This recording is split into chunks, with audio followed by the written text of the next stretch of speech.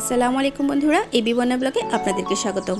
আমি আজকে আমার রেগুলার রান্নাটা আপনাদের সাথে শেয়ার করব। আমি আজকে ঘরে কি রান্না করেছি সেটি আজকে আপনাদের সাথে শেয়ার করে নেব। রান্নাটা করার জন্য এখানে আমি নিয়ে নিয়েছি 2 কেজি পরিমাণ মুরগির মাংস। মাংসটাকে আমি ম্যারিনেট করে রেখেছি আদা রসুন লবণ আর হালকা একটু মরিচের গুঁড়া দিয়ে। এখন মাংসটাকে ভেজে নিতে হবে।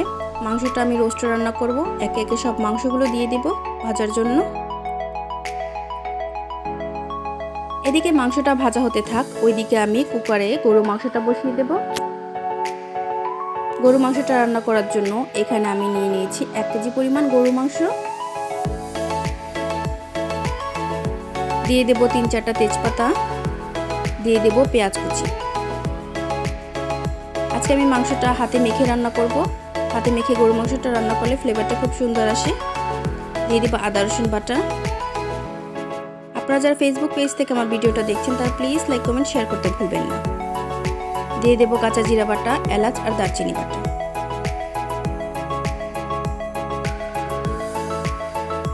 এখন দিয়ে দেব পরিমাণ মতো লবণ,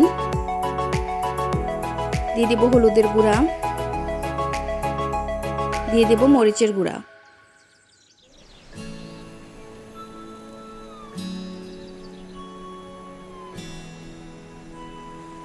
তারপর পরিমাণ মতন তেল দিয়ে দেব। আমি হাতটাকে পরিষ্কার করে ধুয়ে এসেছি। এখন মাংসটাকে মেখে নেব।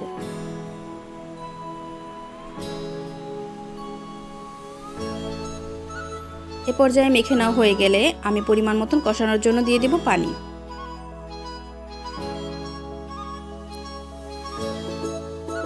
ওইদিকে আমি প্লাগটা দিয়ে দিয়েছি কুকারের। এখন আমি কুকারটাকে সেট করে দেব।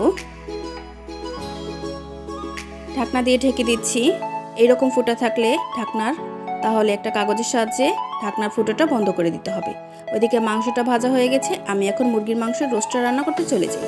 তো রোস্টটা রান্নার জন্য আমি একটা কড়াই বসিয়ে দিয়েছি চুলাতে। দিয়ে দিচ্ছি পরিমাণ মতন তেল, দিয়ে দিচ্ছি তেজপাতা, দারচিনি আর এলাচ।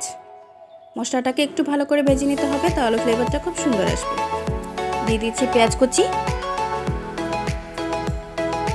আমার ভিডিওটা যদি আপনাদের কাছে ভালো লেগে থাকে প্লিজ লাইক কমেন্ট শেয়ার করতে ভুলবেন না। পাশে থাকা বেল আইকনটি ক্লিক করে রাখবেন, তাহলে আমার ভিডিও ছাড়ার সাথে সাথে আপনাদের কাছে নোটিফিকেশন চলে যাবে।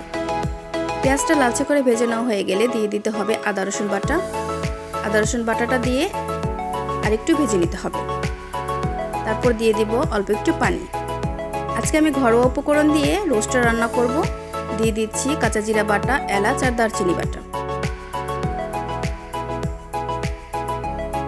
তারপর দিয়ে দেব পরিমাণ মতো লবণ, হালকা একটু মরিচের গুঁড়া দিয়ে দেব, কালারটা সুন্দর আসবে। দিয়ে দেব টক দই।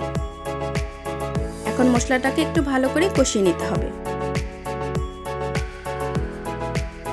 মশলাটা কষানো হয়ে গেলে ভাজা মুরগির মাংসগুলো দিয়ে দিতে হবে।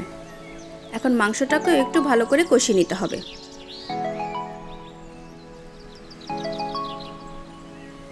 এখনও যারা আমার চ্যানেলটিকে সাবস্ক্রাইব করেনি তারা প্লিজ সাবস্ক্রাইব করে দিবেন, আর যারা অলরেডি সাবস্ক্রাইব করে দিয়েছেন তাদেরকে অসংখ্য ধন্যবাদ।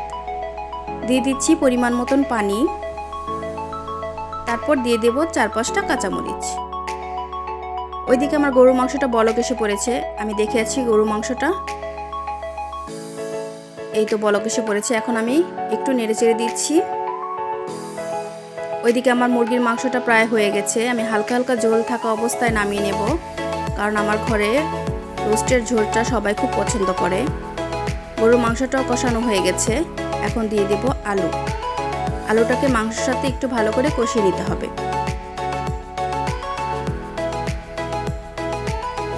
এ পর্যায়ে কষানো হয়ে গেলে আমি দিয়ে দেব পরিমাণ মতন পানি।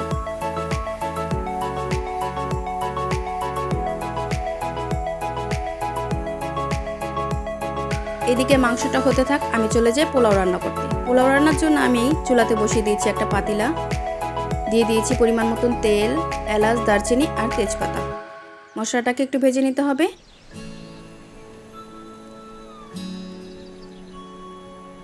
তারপর দিয়ে দেব পেঁয়াজ কুচি।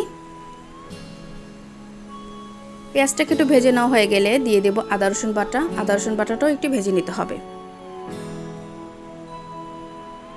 আমি ওইদিকে পোলার চাল ধুয়ে রেখেছি, ঝরিয়ে রেখেছিলাম পোলার চালটা।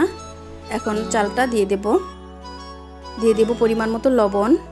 চালটাকে একটু ভেজে নিতে হবে। আমি এখানে 2 কেজি চালের পোলার চাল নিয়ে নিয়েছি। 2 কেজি চালের জন্য আমি এখানে 3 কেজি পানি ব্যবহার করব।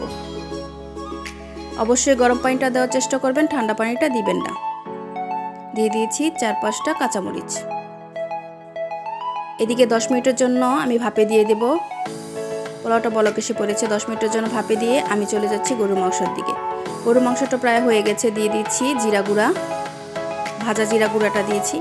এই তো রান্নাটা আমার কমপ্লিট হয়ে গেছে। দেখতেই পাচ্ছেন আমার রান্নাটা। আজকে এই পর্যন্ত, আবার কোন নতুন ভিডিও নিয়ে আসবো। আল্লাহ হাফেজ।